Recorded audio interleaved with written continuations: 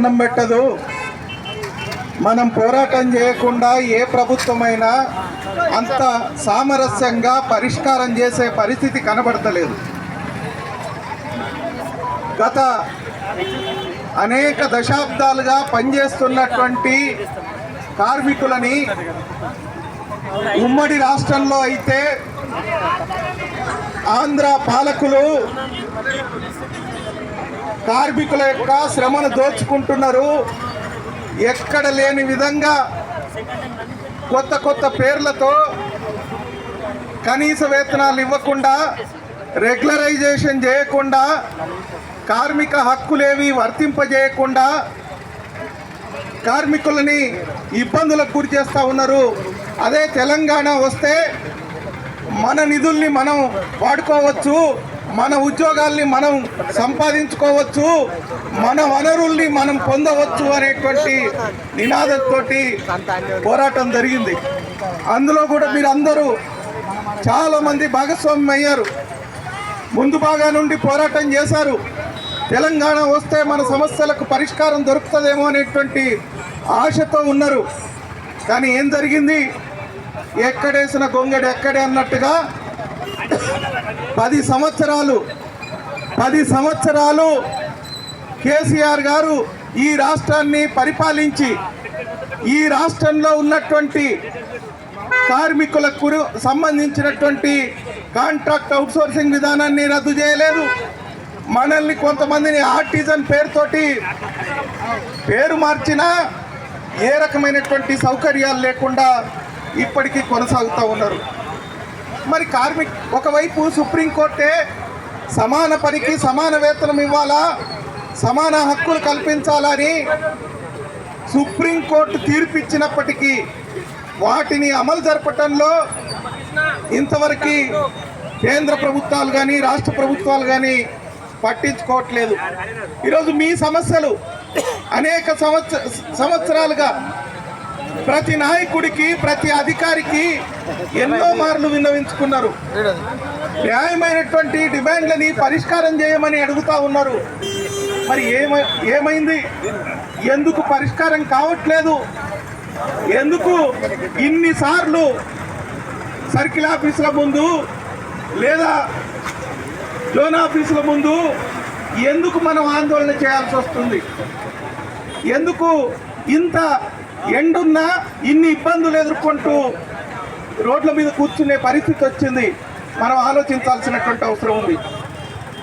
మరి నిజంగానే ఈరోజు మీరు అడుగుతున్నటువంటి డిమాండ్లు ప్రజాస్వామ్యబద్ధమైనటువంటి కావా, న్యాయమైనటువంటి కావా, ఈ ప్రభుత్వానికి ఏమన్నా ఆటంకం కల్పించేవిగా ఉన్నాయా అనేటువంటిది పరిశీలిస్తే ఏ అధికారులు, ఏ నాయకులు ఈరోజు మీ డిమాండ్లని మీరు తప్పు అడుగుతున్నారు, మీరు పొరపాటు చేస్తున్నారు, మీరు అన్యాయంగా మాట్లాడుతున్నారు అని ఎవరు మాట్లాడినటువంటి పరిస్థితి లేదు. మరి న్యాయమైంది అనేటువంటిది చెప్తా ఉన్నారు. మరి సమంజసమే మీరు అడిగేదని అంటున్నారు. మరి అన్నీ ఉన్న అల్లుడి నోట్లో శని ఉన్నట్టుగా సంవత్సరాల తరబడి, దశాబ్దాల తరబడి ఎందుకు పెండింగ్ ఉంటున్నది అనేటువంటిది ఆలోచించాల్సినటువంటి అవసరం ఉన్నది. తెలంగాణ రాష్ట్రం వస్తే అన్ని సమస్యలకు పరిష్కారం దొరుకుతుంది అన్నారు. మరి తెలంగాణ రాష్ట్రం ఏర్పడి 13 సంవత్సరాలు అవుతా ఉన్నది.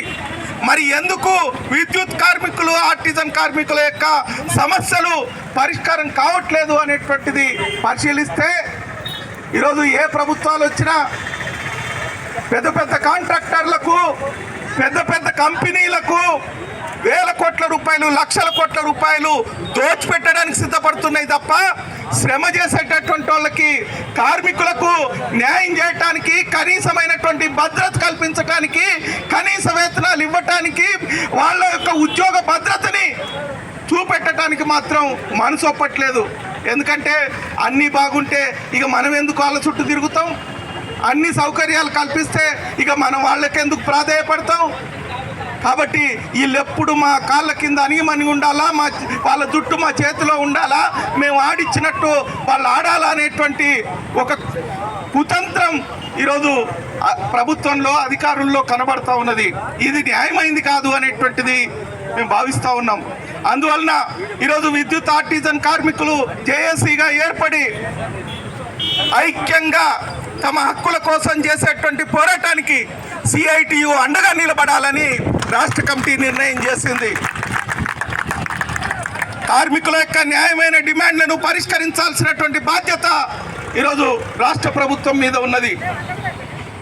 మనం చూసాం, దశాబ్దాల పాటు పోరాడి తెలంగాణ సాధించుకున్న తర్వాత మనం పోరాటం చేద్దామంటే కార్మికులు కానీ ప్రజలు కానీ హైదరాబాద్ వెళ్ళాలంటే ఇందిరా పార్క్ దగ్గర ఉన్నటువంటి ధర్నా చౌక్నే మూసేసారు.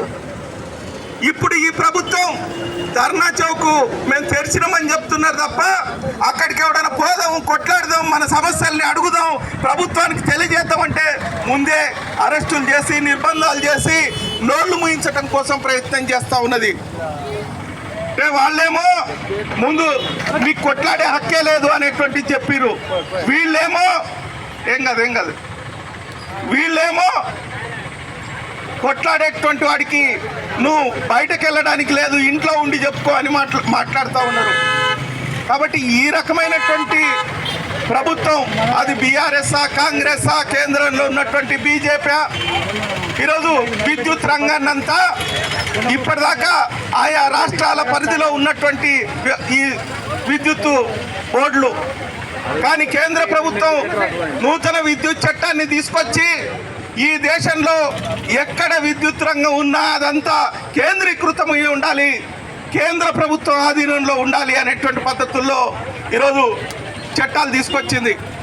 మరి అట్లాంటి చట్టాలు తీసుకొచ్చినప్పుడు సుప్రీంకోర్టు ఇచ్చినటువంటి తీర్పుని ప్రతి రాష్ట్రంలో ఉన్నటువంటి కార్మికులకు అమలు జరపాల్సినటువంటి బాధ్యత ఈరోజు కేంద్ర ప్రభుత్వం మీద లేదా అనేటువంటిది మనం ఆలోచించాల్సినటువంటి అవసరం ఉంది.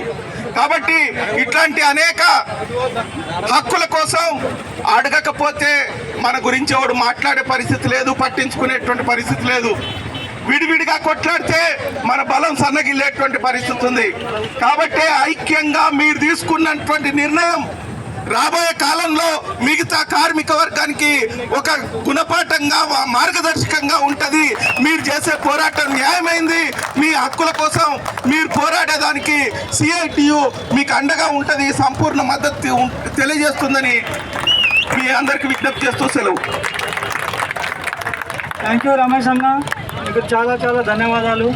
అలాగే సిఐటియు నల్గొండ ప్రెసిడెంట్ జిల్లా సెక్రటరీ మాట్లాడాలని కోరుతున్నాను. కామ్రేడ్స్ అందరికీ పేరు పేరున ఇక్కడికి వచ్చిన అక్కలకు, అన్నలకు అందరికీ, కార్మికుల విద్యుత్ కాంట్రాక్ట్ కార్మికులందరికీ, ఆర్టీఎన్ కార్మికులందరికీ, అట్లాగే పీసీ రేట్ కార్మికులందరికీ పేరు పేరున విప్లవ అభినందనలు తెలియజేస్తున్న కామ్రేడ్స్. ఎందుకంటే ఈ విద్యుత్ సమస్యలు మనం ఈరోజు పోరాటం చేసింది కాదు. గత విద్యుత్ సమస్యలో 30 ఏళ్ల సంది మనం పోరాటం చేస్తున్నాం. ఎందుకంటే మనం ఆర్టీజన్ రాకముందు తెలంగాణ ప్రభుత్వం వస్తే మన పీసు కాంట్రాక్ట్ విధానం లేకుండా చేస్తా చెప్పి ఆనాడు ప్రభుత్వం చెప్పింది. ఆ ప్రభుత్వంకు మనము అనుకూలంగా మనం పనిచేసిన విద్యుత్ కార్మికులు అందరూ కలిసి, ఎంప్లాయీస్ మరియు కాంట్రాక్ట్ కార్మికులు ఆర్టీజన్ అందరూ పనిచేసినాం. కానీ ఆ రోజు